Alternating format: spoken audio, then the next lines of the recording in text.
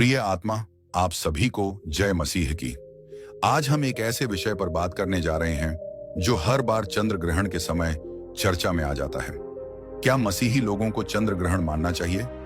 बहुत से लोग कहते हैं कि ग्रहण के समय खाना नहीं खाना चाहिए, घर से बाहर नहीं निकलना चाहिए, प्रार्थना करनी चाहिए या कुछ विशेष नियम मानने चाहिए। लेकिन सवाल यह है, क्या बाइबल हमें ऐसा सिखाती है? क्या चंद्र ग्रहण कोई अपशगुन है या यह सिर्फ परमेश्वर की बनाई हुई सृष्टि का एक हिस्सा है? आज हम बाइबल के वचनों के साथ इस सच्चाई को समझेंगे ताकि आपका विश्वास परंपरा पर नहीं बल्कि परमेश्वर के वचन पर आधारित हो। तो आइए बिना देर किए इस गहरे और महत्वपूर्ण विषय को शुरू करते हैं। और अगर आप सच जानना चाहते हैं तो अंत तक जरूर बने रहिए, क्योंकि आज की सच्चाई शायद आपकी सोच बदल दे। सबसे पहले तो हम यह समझें कि चंद्र ग्रहण क्या होता है।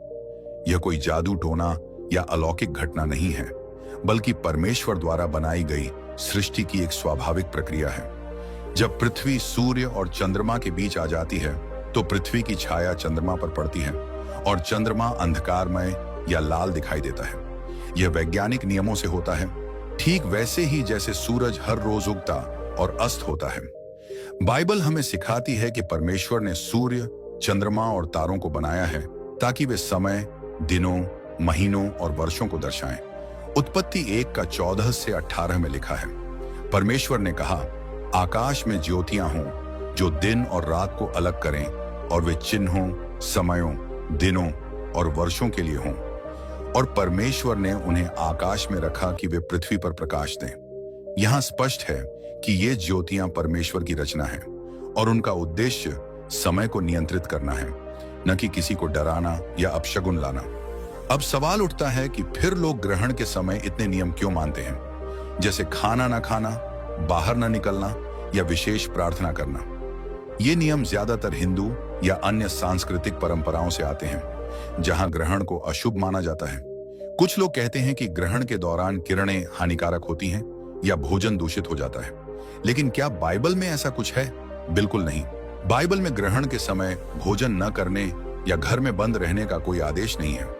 उल्टा, परमेश्वर हमें सिखाता है कि हमारी स्वतंत्रता मसीह में है और हम पुरानी परंपराओं के बंधनों से मुक्त हैं। कुलुस्सियों 2 का 16 का 17 में पौलुस कहते हैं, इसलिए किसी को तुम्हें भोजन और पान के विषय में या पर्व या नए चांद या विश्राम दिन के विषय में दंड न देने दे। ये सब तो आने वाली बातों की छाया है, परंतु मूल पदार्थ मसीह है। नए चांद या चंद्रमा से जुड़े नियमों को यहाँ छाया कहा गया है और असली सच्चाई मसीह में है। तो मसीही होने के नाते हमें इन सांस्कृतिक नियमों को बंधन की तरह नहीं मानना चाहिए।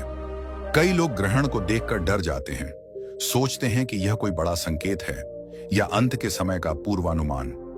लेकिन बाइबल में जहां सूर्य और चंद्रमा के अंधकार का जिक्र है, वह ज्यादातर अंत के समय की बड़ी घटनाओं से जुड़ा है।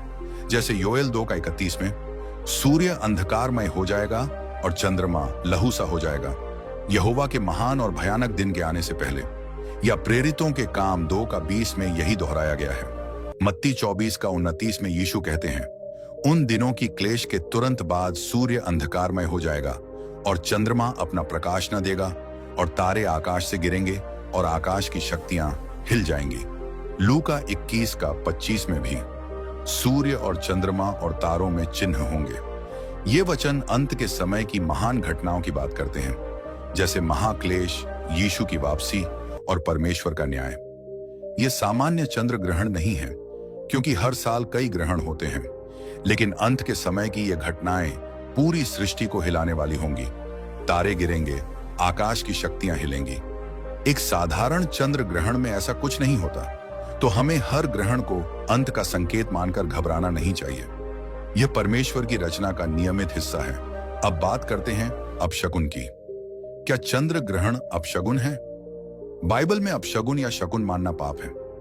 व्यवस्था विवरण 18 का 10 से 12 में परमेश्वर कहता है कि जादू टोना, शकुन देखना, भविष्य बताना आदि सब घृणित हैं। ये सब मनुष्य को परमेश्वर से हटाकर अंधविश्वास की ओर ले जाते हैं। प्राचीन समय में बहुत सी संस्कृतियों में ग्रहण को देवताओं का क्रोध या बुरी घटना का संकेत माना जाता था।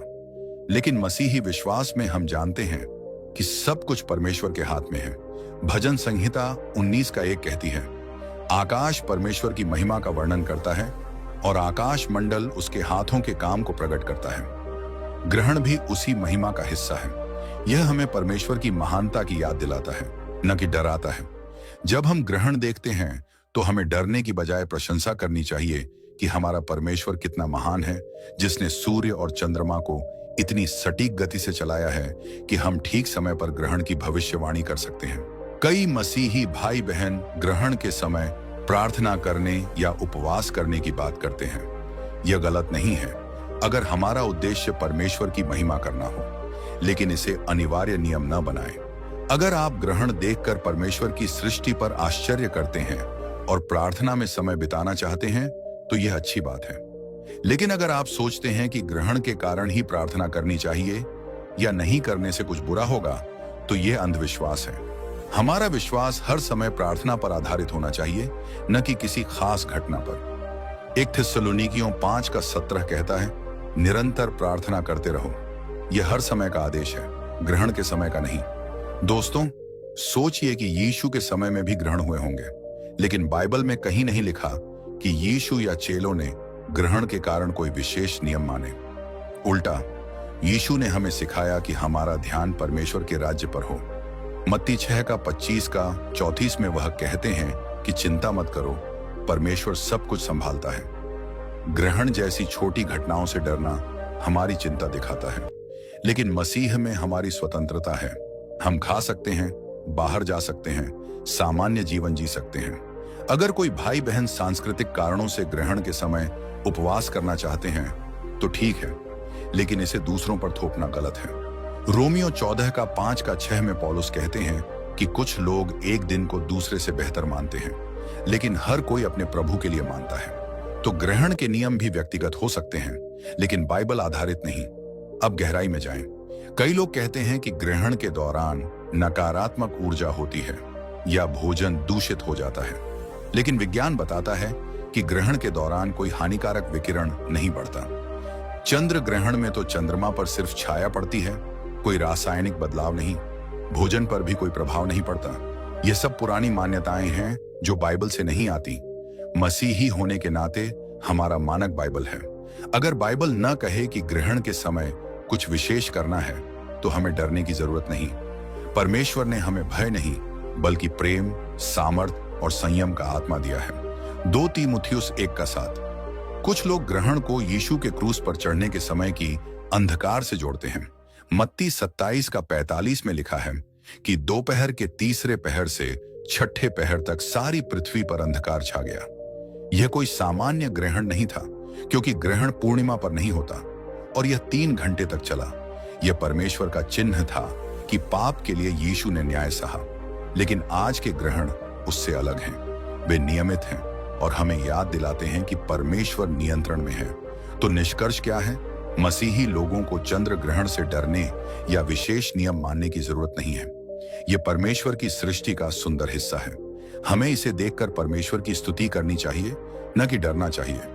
अगर आप ग्रहण के समय प्रार्थना करना चाहें तो करें, लेकिन क्योंकि आप परमेश्वर से प्रेम करते हैं, न कि क्योंकि ग्रहण अपशकुन है। आपका विश्वास परंपराओं पर नहीं बल्कि यीशु मसीह पर टिका हो। वह हमारे लिए क्रूस पर मरा, हमारे पापों का दंड सहा और हमें स्वतंत्र किया। इस स्वतंत्रता में जिएं। अंत में प्रार्थना करते हैं, हे प्रभु यीशु, धन्यवाद कि तूने हमें सच्चाई दी।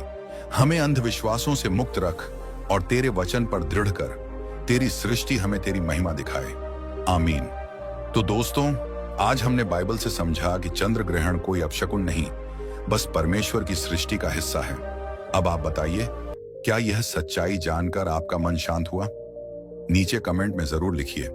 अगर वीडियो अच्छा लगा तो लाइक कर दीजिए, चैनल सब्सक्राइब कर लीजिए और बेल आइकन दबा दीजिए। प्रभु यीशु आप सबको आशीष दें। जय मसीह की।